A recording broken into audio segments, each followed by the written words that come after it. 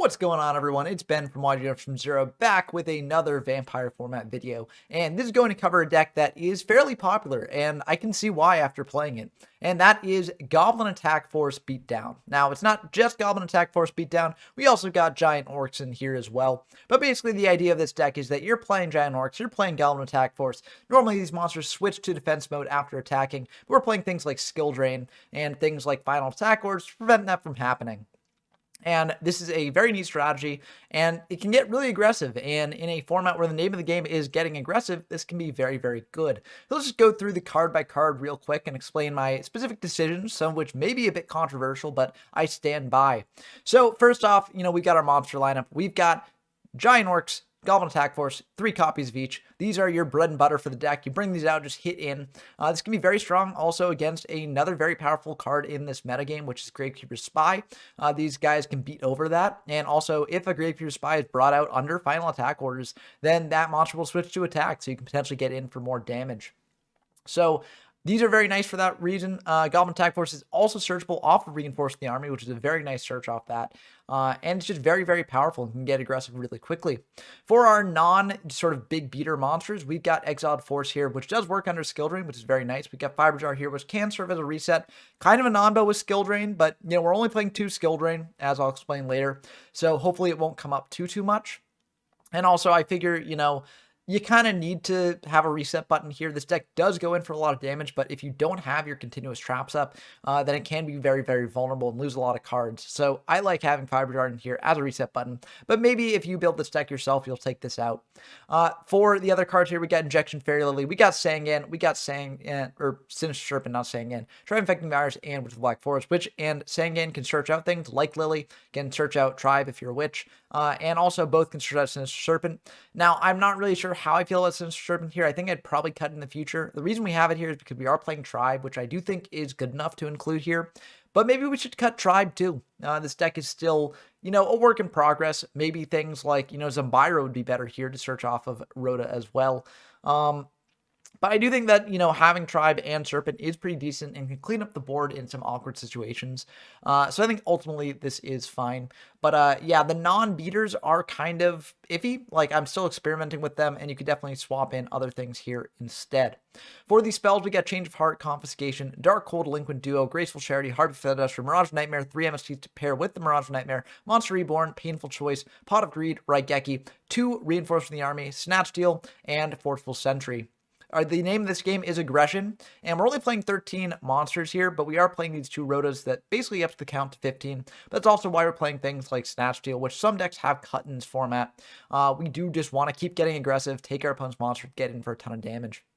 For the traps, we get Call of the Haunted to bring back any of our powerful monsters. We got the Final Attack Orders at 3 and the Skill Drain at 2. This may seem a bit weird because Skill Drain seems like a much more powerful card, but Skill Drain also costs 1,000 every time you use it, and we don't want to get too low in this deck, so I don't really want to play 3 Skill Drain over the Final Attack Orders. Final Attack Orders is also super, super nice, and it can also serve as basically a battle trick. If you've got like Goblin Attack Force or Giant Orc in defense, and your opponent summons out a monster to hit in, you can activate Final Attack Orders, switch your monster to attack, and replay will not occur since the number of monsters on your side of the field haven't changed, just their battle positions. So this can easily take monsters off your opponent's side of the field, and for that reason I do like it. Also, flipping a Skill Drain once your monster's already attacked doesn't actually switch them back to attack. It just lets you switch them back to attack next turn. So I don't really like it as much for that reason as well. Although we do have a 3rd copy of Skill Drain here in the side deck, just in case we're up against a deck where Skill Drain is really, really good against it. For the other traps, we got Imperial Order, Mirror Force, and Ring of Destruction, the typical trap lineup here. For the side deck, this is also a little bit iffy. I wasn't quite sure what to put here. I do have a Sasuke Samurai because we are playing Reinforcement of the Army. I've also got Double Book of Moon here. This can be good against the mirror match. I don't think you can book a monster that's face up while a Final Attack Orders is on field.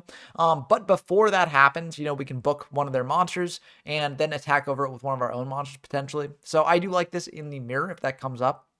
And this can also be good against decks that are playing like Royal Decree, as Royal Decree does really hose this deck. Since Royal Decree does hose this deck, we're also playing Heavy Storm and Triple Dust Tornado. Now, if Royal Decree is already established, then Dust Tornadoes are going to be useless. But, if they haven't established it yet, and you have a Dust Tornado set, when they activate Decree, you can chain Dust Tornado and pop that card. So it can be very, very good in those situations as well. We've got Triple Torrential against more aggressive decks. We've got Double Nona Cross out here to pair with the books as well as the Sasuke Samurai. And it can also be good if you know you're going second. Having Nobleman can allow you to get more aggressive. If you're up against Flip Focus deck, it can also be good in that regard as well. We also got a Breaker here to deal with Decree as well. And lastly, a Magical Scientist. I'm not really sure how much I like this. I think with the skill drain in the deck, this card is really bad. But if you're bringing out the skill drains for some reason, this card can be really good and allow you to continue to get more aggressive. So I have it in here as an option. Maybe I'll take it out in the future. Again, the side deck is very much a work in progress. I think that people can definitely improve on it from here after testing out the deck more. The fusion deck is basically a pair with science if we bring it in. It's the standard toolbox for this format. We got Dark Ball to the Terrible. We got Dark Flare Knight. We got Dark Fire Dragon, Dragoness the Wicked Knight, Fiend Skull Dragon, Reaper on the Nightmare, Ryu Senshi, Super Robo Super Robo and Last Word from Another Planet, and Triple Thousand Eyes Restrict. Now, the fusion deck is, unlimited at this time period, so if you do need a fusion monster that's not listed here, you can just tell your opponent, hey, I'm using this card as a proxy, and this is standing in for name fusion monster here that is in this format. So that is something that you can do, but it doesn't really come up that often since these are the main ones that you'd actually need. But that's going to do it for the deck breakdown. I'm really excited to show off what this deck can do, as I think it's really, really sick. So I hope that you enjoy the games. First game we got against Gabi Bolandi, a frequent guest on the channel. Always a pleasure to have them on. We do lose the rock, paper, scissors, so our opponent will be going first, unfortunately. But this deck can play well going second, as, you got big beaters, so you want to attack in. Ooh, this is a really good hand on our part. Our opponent's going to draw and shuffle their hand a bit, say interesting, and just pass back to us. So it looks like they did not draw what they wanted there. So yeah, I'm just going to fire Painful Choice, try and get a hand rip. So I'm going to send the triple hand rips, send Pot, send Graceful. This may seem weird. I'm generally not a big fan of sending your Pots and your Graceful this early, as you would like to draw them later. But I really want to know what's going on in their hand, because if they've got something that is just good for, getting in for a ton of damage and just OTKing me, I want a way to disrupt that. So that's why I send the 3 hand rips, and I'm really hoping they give me these instead of the Pot or Graceful. If they do give me Pot or Graceful, though, I won't complain, because these are also individually powerful cards. So they do indeed give us the Comfy. So we'll get a peek at what they're doing here. We're going to fire that Comfy and take a look. And it seems like they're on some sort of Scientist FTK nonsense, playing multiple spell reproduction, Mystic Plasma Zone, Monster Recovery, Metamorphosis, and Monster Reborn. So it looks like they majorly bricked on that. But this is a bit of an awkward send-off Comfy, because whatever I can send, they get back off spell reproduction. So it's a bit weird in that regard. I think I'm going to force them to use up the spell reproduction. So I'm going to send back, the Monster Reborn, because I feel like Reborn is the most threatening card on its own. And so I want them to basically be forced to use up a spell reproduction. Maybe I should have sent another spell reproduction instead, just prevent them from getting back 2 spells. But if they're using up 2 spell reproductions, they're going to need a lot of spells in hand. And if they draw more spells here, I'm perfectly fine, as their hand doesn't really do much without monsters. So we're just going to bring out a Goblin Attack Force, attack in for 2,300 here. Main 2, we're just going to set the final attack orders, pass back to our opponent. If they do have MST and fire the MST on our final attack orders, then we can chain it. Goblin will switch to attack, and then the final attack orders will be destroyed. We can then reinforce from the army for another Goblin Attack Force next turn. So I'm feeling very good about this. Our opponent is just going to shuffle up their hand a bit more, pass back to us, so it seems like they didn't draw a way to get out of that situation. We are going to go for a reinforce from the army here, grabbing another Goblin Attack Force. We're able to get in for 4,600 damage here, and we're going to fire that final attack orders, hit in for everything here. We could have maybe summoned out the Witch instead, gotten in for 34. That's still a 2-turn clock. But I do like the option of just, getting in for a ton of damage. If they do clear this board, we do have Witch, we do have Reborn, so I think we can get back into this pretty easily. We're going to pass back to our opponent. They reveal that they got nothing here. Drew some more bricks, and unfortunately that will not be enough for them to win this opening game. So, that's a bit of a downside to playing like the Scientist FTK strategy. It's why I don't really think the Scientist FTK strategy is the best in this format. There are occasionally games where you just have the God Hand and you win on the spot, but a lot of the time you do not. So going into game 2, we actually do some pretty interesting siding choices. So I keep in the hand rips. I do think that those are important against the Scientist deck. Or I believe I keep in the hand rips. I know I take out 1 final attack order for a skill drain, and I think skill drain is more valuable against the Scientist FTK matchup. I take out Fiber Jar, I take out Serpent, because I think that those are both pretty bad against the Scientist FTK matchup. And for those, I bring in some Torrentials, and I really wish I had written this down, But I think I might bring in the Nox as well. Or maybe I don't, because Nox is kind of awkward against Science deck. They're not really setting too much. And yeah, so I don't think I'd bring in the Nox. I think I might just bring in Triple Torrential. So I take out the Serpent, I take out the Fiber Jar. I might also take out a Lily, but I forget. I forget exactly what I do. I think I probably keep in the Lily because Lily is good at getting in damage. But we'll have to see what happens here. And let's see what we do. We're going to be going second, so we just got to hope our opponent doesn't open FDK. We do have a good follow-up if they don't open FDK here, but we'll have to see what they do.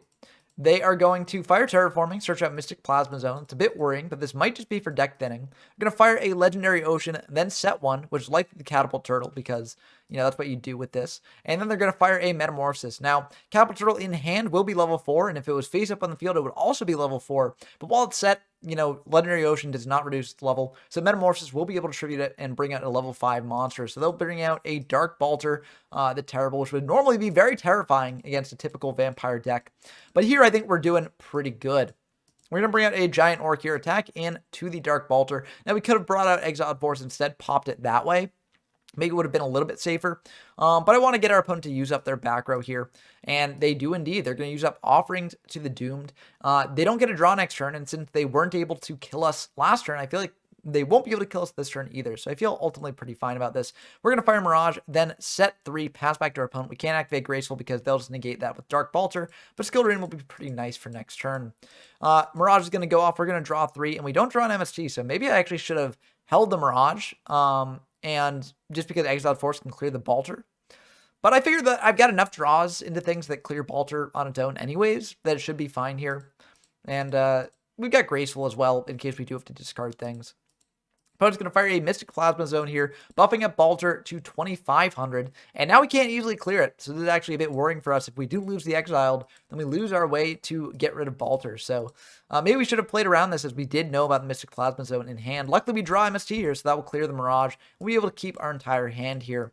We're going to think about this a bit. We're going to fire the Skill Drain, so that way we can fire this Pot of Greed, see what we get, because we ideally would like to go a bit aggressive here. So we fire Pot, we fire Graceful now, just trying to dig for a way to potentially win the game here on the spot. We're going to think about this a bit. We pitch Lily, because that's just dead to us here. We also pitch TT, because I think we should be able to wrap the game up pretty soon. We fire Change of Heart, bring out Goblin Attack Force, attack in for 4,800 points of damage. We've got Ring to then deal more damage next turn. And we're going to set Io as well. Pass back to our opponent. They are going to draw there, and they're just going to pass back to us. That's perfectly fine by us. We can have a couple options here. We can just go for Ring, pop the Bolter. We can also fire Io, shut off Mystic Plasma Zone, summon out another monster, attack in. But the best move is just the Ring, so we're just going to do that on the Bolter, and that will indeed be the end of the game there.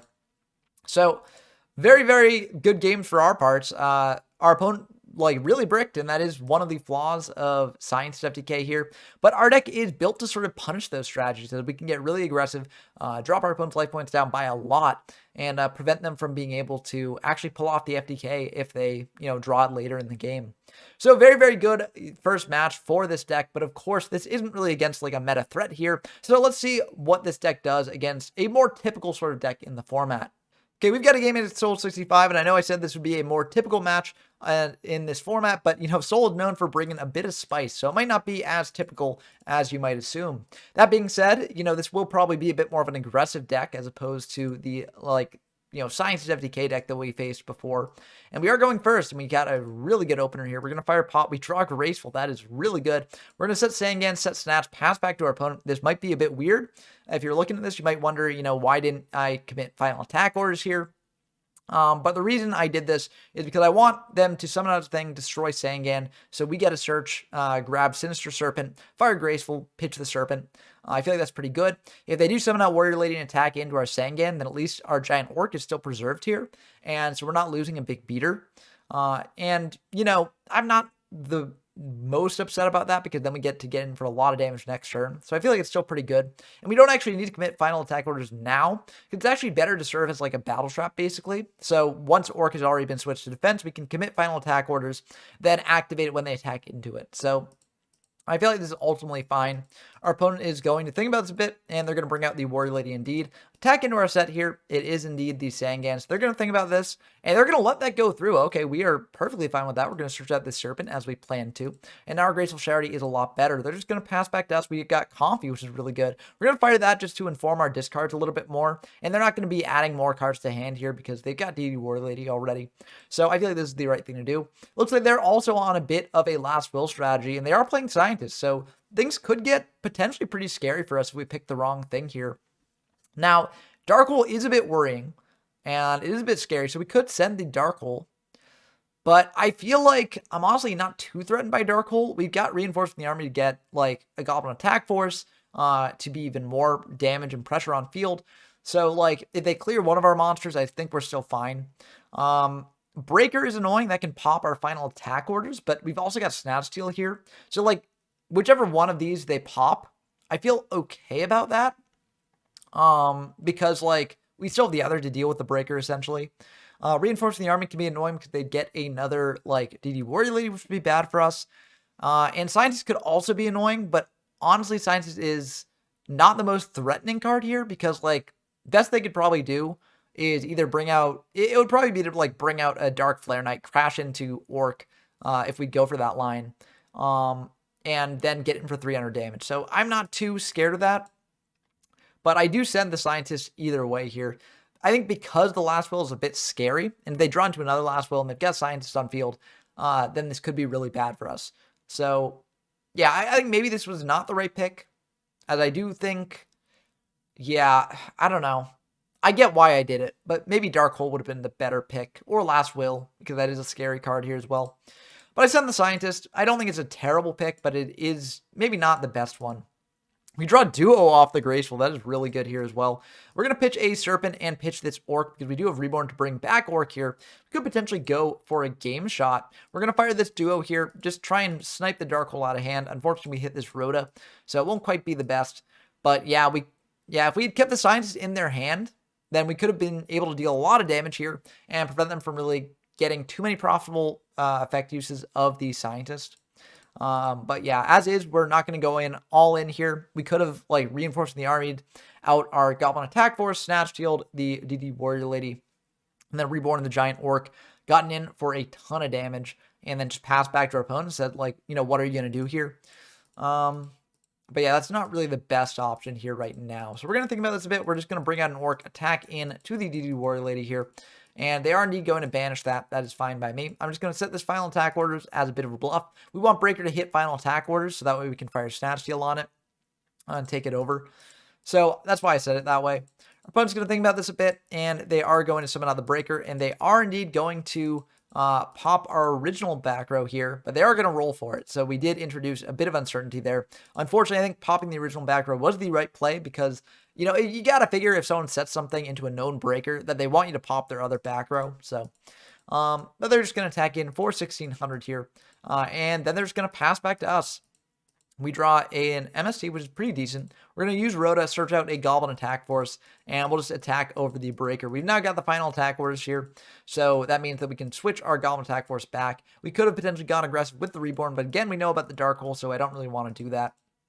Our opponent is going to think here a bit, and they're just going to set to pass back to us. We're just going to blind MST in the end phase here. Hit an MST. I feel pretty good about that. And now we're going to fire a final attack orders just to switch the Goblin Attack Force to attack. In case they've got an MST set, this plays around that as well. So we draw another final attack orders, which, you know, would be good, you know, if they had another MST. We're going to hit in for 2300, set that final attack orders, pass back to our opponent. We could have potentially gone even more aggressive, bring back our Giant Orc with Reborn, attacking for 2200 more. But again, we know about Dark Hole, so Dark Hole makes that play a lot worse. Opponent's going to think about this a bit, and they're going to fire Dark Hole on our Goblin Attack Force. You then go for Rhoda here. Search out DD Warrior Lady here. I've noticed that, you know, we have not been adding back Serpent, which we should be doing. We could have also summoned out Serpent for even more chip damage. But unfortunately, we were not doing that. And that might come back to bite us here. Our opponent's going to attack in for 1500. They'll pass back to us. We draw a Forceful Sentry, which is really not good in this situation here. So what we're going to do is we're going to fire that Dark Hole, Reborn back our Goblin Attack Force, and get in for 2300. I feel like this should be pretty good. Unfortunately, they do have the Torrential Tribute. I could have potentially played around this by reborning the Sangan in Grave, but I wanted to put them on a 2-turn clock, and I figure they don't really have many draws that kill me this turn. So I feel like it would be fine to do this. Unfortunately for us, our opponent does draw one of the few draws that do kill us this turn, and that is Injection Fairy Lily. So, that is something that you have to keep in mind in this format. You do have to play around a variety of things, and you kind of got to bet that your opponent won't draw certain things that do just, deal with your board. So, unfortunately, they do bring out Lily, and they do kill us there. So that'll be game one. I do think that we could have maybe played that a little bit differently and been more in it. For instance, if we were remembering to bring back the Serpent, we would have had a monster in hand to set after the Goblin Attack Force was destroyed after being revived. But unfortunately, we were not remembering that, and it came back to bite us there in the end. But that is going to be game one. Hopefully we do a bit better in game two. I do bring in some side deck things, knowing that they're on Scientist. I bring in the third Skill Drain. I take out one Final Attack orders for that. I think that's the main thing I do. I keep in the hand drifts because we are going first here. What else do I do? I think that's mainly it. But yeah, we're going to bring out this Giant Orc, set a Mystical Space Typhoon, pass back to our opponent. And they're going to think about this a bit, and they're going to bring out a Mystic Tomato. They're going to set one, pass back to us, and I feel fine about that. We're going to MST their back row in the end phase here. We draw Fiber Dart, which is really good. It allows us to get a bit aggressive here and feel okay about doing so. We're going to attack in with Giant Orc for 2,200. Then we're going to set Final Attack orders, pass back to our opponent. Again, if they've got MST, we can chain Final Attack orders, switch Giant Orc to attack, and still feel pretty fine about that.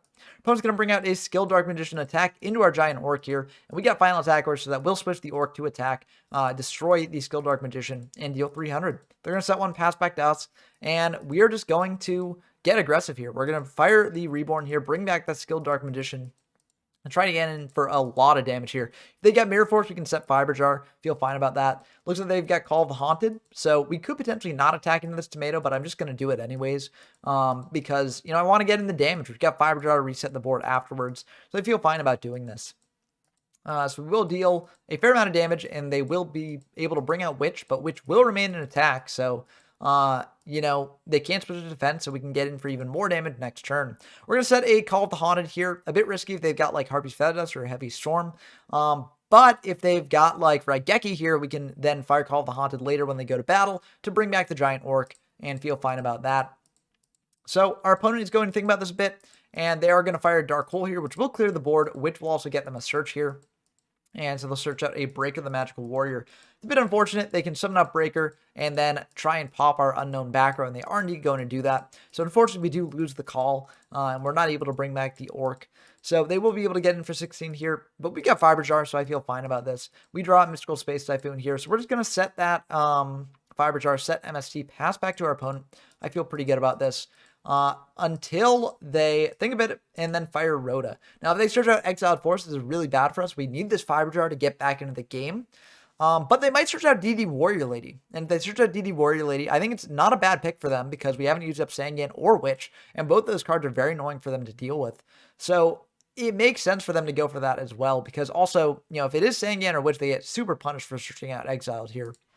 So they're going to search out Goblin Attack Force, actually, and that is also, we are very fine with that, because they're likely going to commit that, and they are going to commit that, and then they're going to attack in this Fiber Jar, reset the game state, and that's very fun. Although now we know about the Goblin Attack Force, so it may influence our siding in game 3 here. But we're going to shuffle everything back, and then draw 5 new ones. But we'll also draw 5 new ones, but they can't actually commit any monsters to board here, as, they've already normal summoned this turn. So we feel very, very good about this turn of events. We are up on life points compared to our opponent, which is where you want to be after a Fiber Jar activation.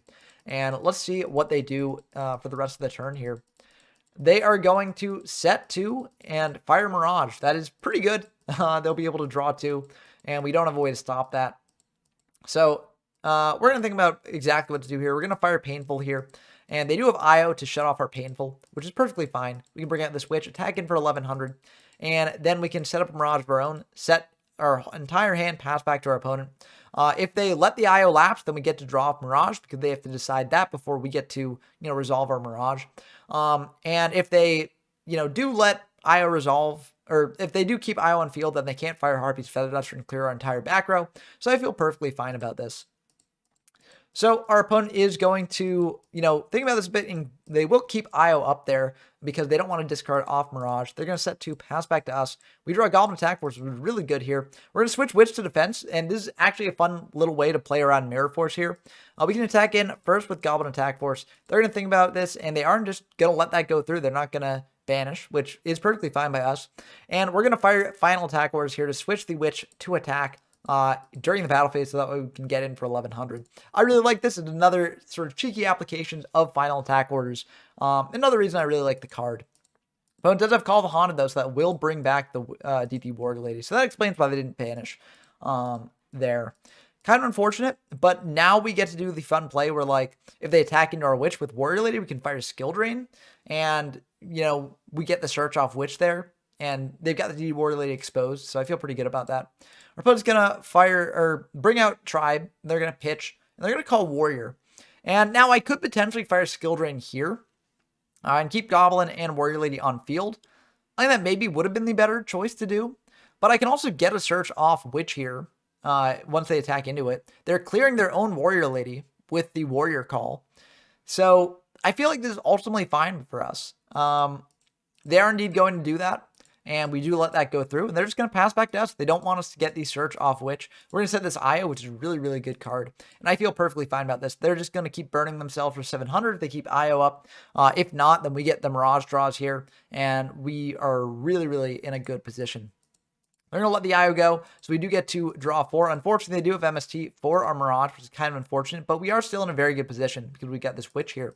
They're going to attack in with Tribe and deal 500. We get to search off Witch. We're just going to grab this Injection Fairy Lily. This will end the game if Tribe is still face up an attack. They're going to go for Tribe and pop itself. Now, this is a way to get a monster off field so I can't attack into it with Lily, which is very heads up. We don't want to fire Skill Drain, though, as, then our Lily will just be useless. So yeah, we keep the Skill Drain held. They're going to set 1, pass back to us. We draw a Confiscation here. They're going to draw some off of this Mirage. We're going to fire the Rhoda here. Search out a Goblin Attack Force there. Bring out Goblin Attack Force. And then we're going to fire a Skill Drain just to play around things like, Fiber Jar or DD Warrior Lady. They're actually going to scoop it up here. I'm curious what's in their hand.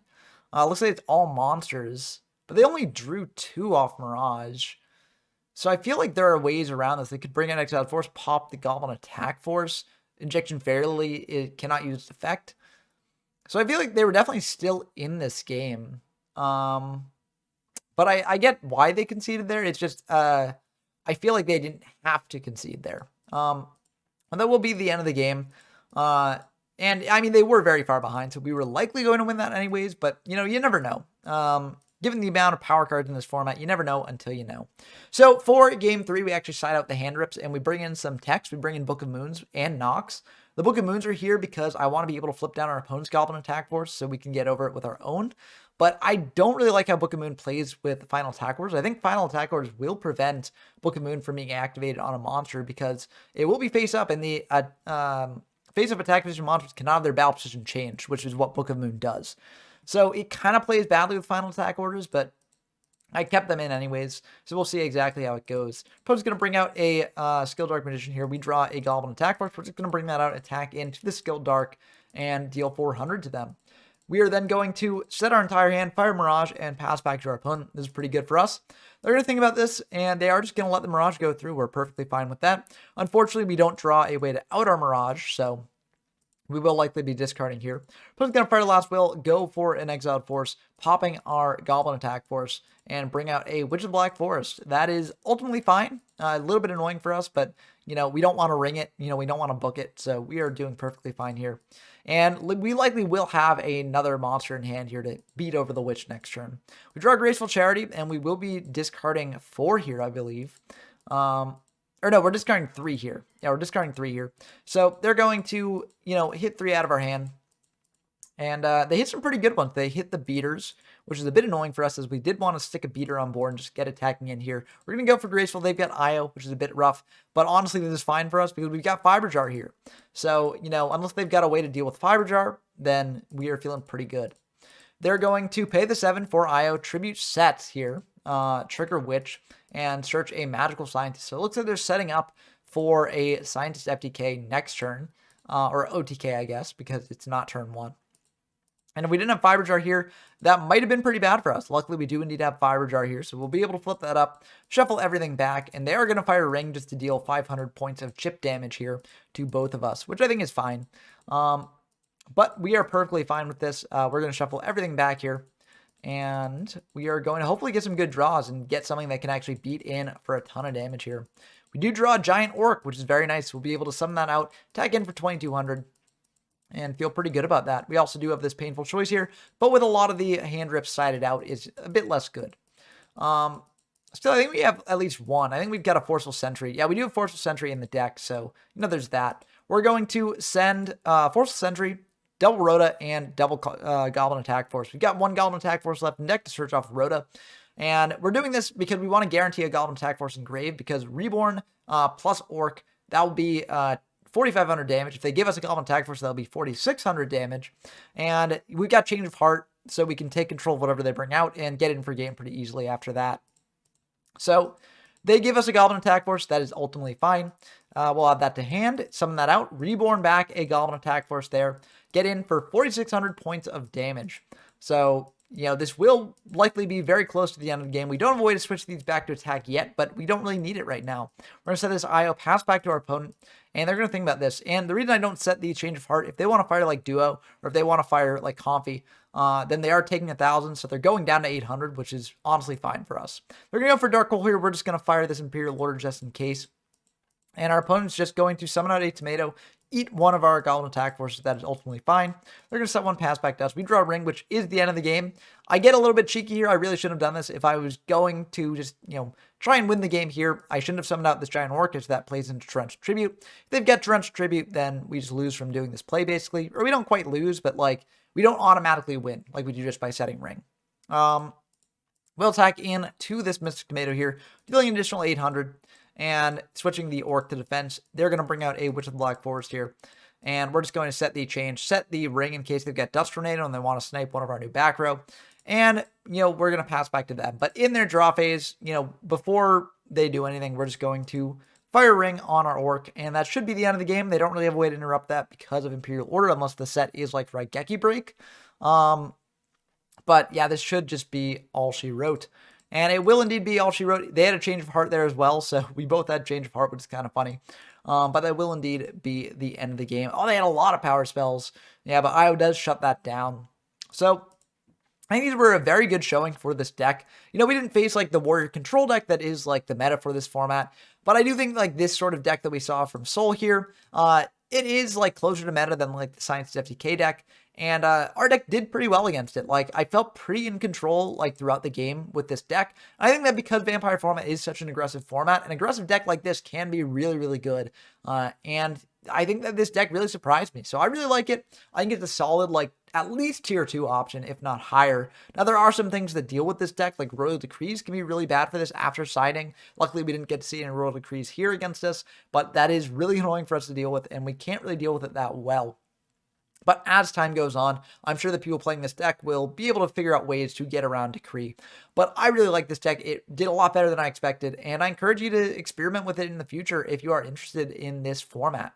But that's going to do it for this video. I hope that you enjoyed as always. If you like this sort of content, please be sure to subscribe to the channel. I also have a Patreon where we currently have a poll for what perks exactly we'll be having on the Patreon. So if you do want to support me, head on over there. Let your voice be heard on the poll so that way I know what rewards to offer. Also, speaking of the Patreon, I want to thank Rincewin, who is the first patron to join the Patreon. If you join the Patreon, you'll get your name shouted out in these videos. So thank you to Rincewin for doing that. And yeah, so hopefully we'll be able to add more names to that list in the future.